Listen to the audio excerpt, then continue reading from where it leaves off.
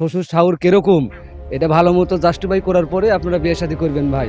আপনাদের কাছে বিনীত অনুরোধ, একটা অনুরোধ। নাটোরের নলডাঙ্গায় স্ত্রীর দেওয়া তালাকের কষ্ট সহ্য করতে না পেরে এক চা দোকানি প্রকাশ্যে দুধ দিয়ে গোসল করেছেন।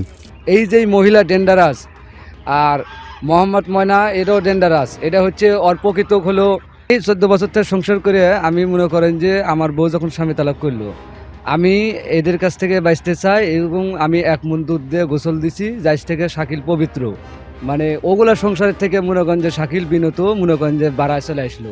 29শে জুন রোববার দুপুর 1টার দিকে উপজেলার মাধবনগর বাজার এলাকায় প্রায় 1 মণ দুধ দিয়ে গোসল করেন 32 বছর বয়সী শাকিল মণ্ডল। স্থানীয় সূত্রে জানা যায়, শাকিল মণ্ডল পূর্ব মাধবনগর গ্রামের মৃত আলান মণ্ডলের ছেলে।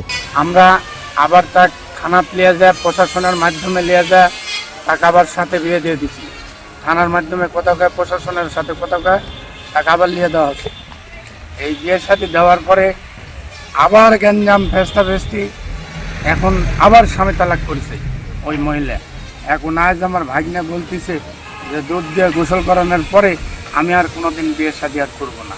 তিনি 14 বছর আগে প্রেম করে বিয়ে করেন একই এলাকার তরুণী আঙ্গুরিকে। তবে দীর্ঘদিনের দাম্পত্য কলহের পর চলতি মাসের 1 তারিখে আঙ্গুরি তাকে তালাক দেন।